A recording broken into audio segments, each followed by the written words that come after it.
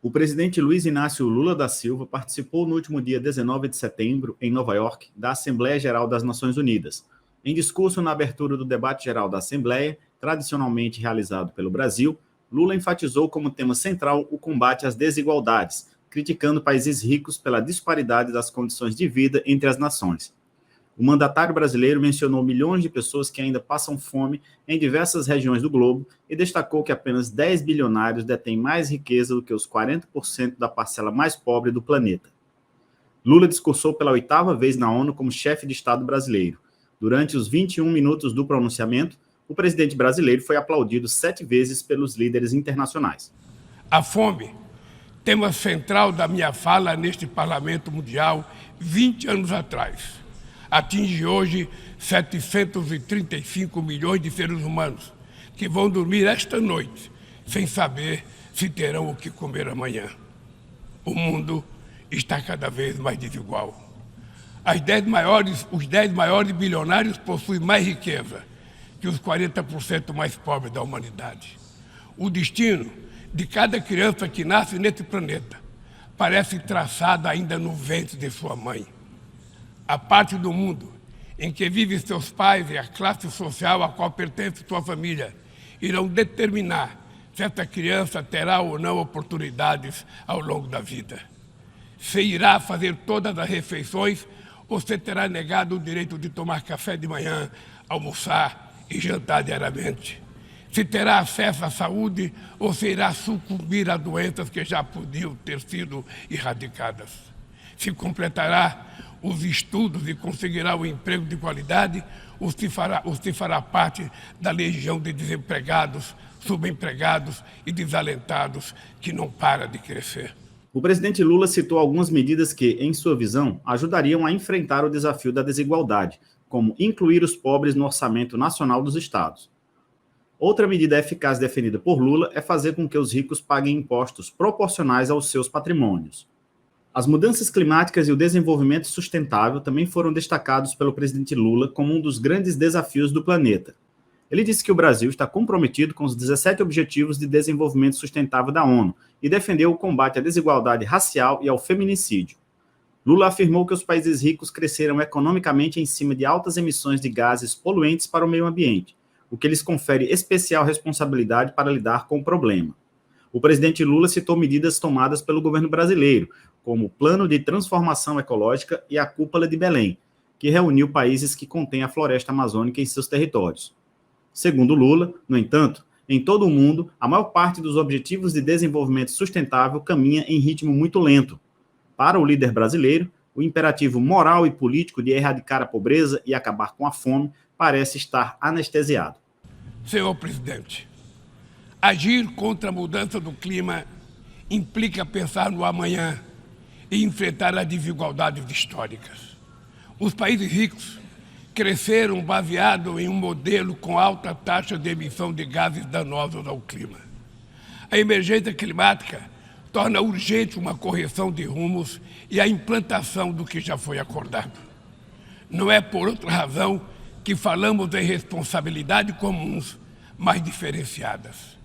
São as populações vulneráveis do sul global as mais afetadas pelas perdas de danos causados pela mudança do clima.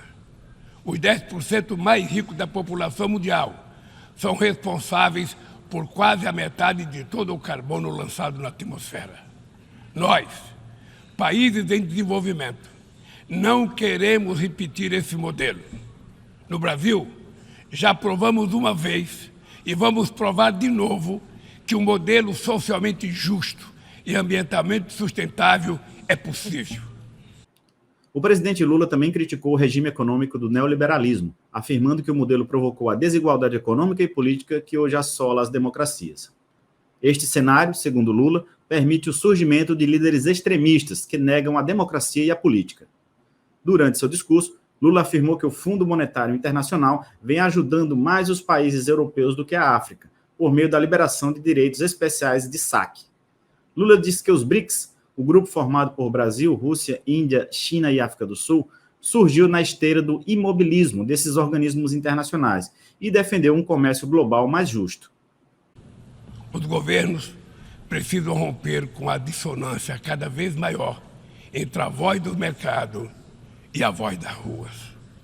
O neoliberalismo agravou a desigualdade econômica e política que hoje assola as democracias. Seu legado é uma massa de deserdados e excluídos. Em meio aos seus escombros, surgem aventureiros de extrema-direita que negam a política e vendem soluções tão fáceis quanto equivocadas. Muitos sucumbiram à tentação de substituir um neoliberalismo falido por um nacionalismo primitivo, conservador e autoritário.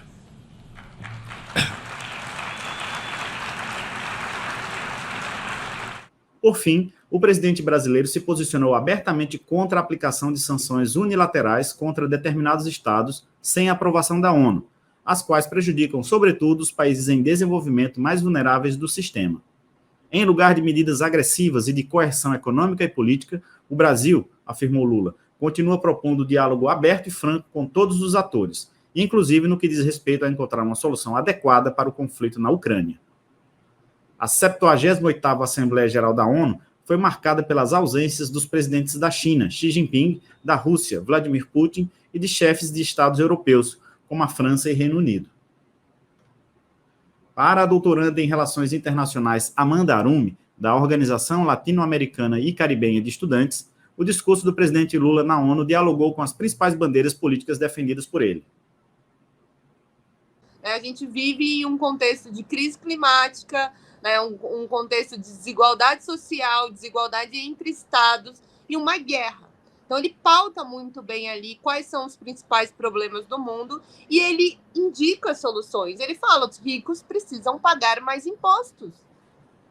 Os ricos precisam pagar mais impostos. O neoliberalismo não deu certo. O neoliberalismo fracassou. Então, assim, tem muitas mensagens claras do presidente Lula como um líder mundial, sendo assim, verdadeiro. Eu acho que ele não fez ali um discurso meramente diplomático. Ele fez um discurso de um grande líder. Além da participação na abertura geral da Assembleia da ONU, o presidente Lula também teve encontros bilaterais com o presidente dos Estados Unidos, Joe Biden, e com o presidente da Ucrânia, Volodymyr Zelensky. Com Biden, Lula lançou uma iniciativa conjunta para proteger trabalhadores que atuam nas plataformas digitais e promover o conhecimento sobre direitos trabalhistas. Para Amanda Arumi, em meio à baixa popularidade e às eleições presidenciais de 2024, Joe Biden tenta se aproveitar da popularidade de Lula em relação à agenda trabalhista. Eu acho que da parte do Brasil é coerente ao discurso que o Lula vem apresentando, mas da parte dos Estados Unidos não. Acho que eles forçaram ali um tema em comum com o Brasil.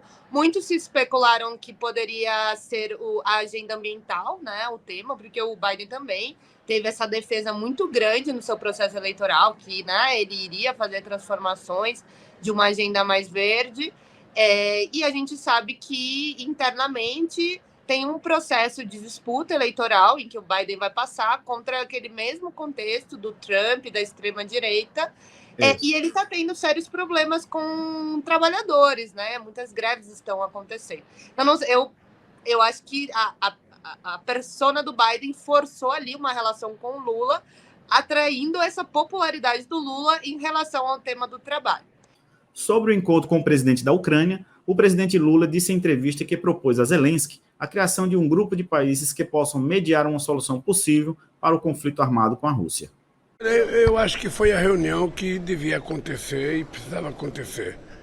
Eu ouvi a história do Zelensky, eu disse ao Zelensky a necessidade da gente trabalhar para construir a paz, disse para ele a necessidade de encontrar um grupo de países amigos que pudesse construir uma proposta que não fosse nem de um nem de outro, dos dois que estão em guerra, e de que a negociação numa mesa, de diálogo é muito mais barato do que uma guerra, não tem vítima, não tem morte e não tem tiro.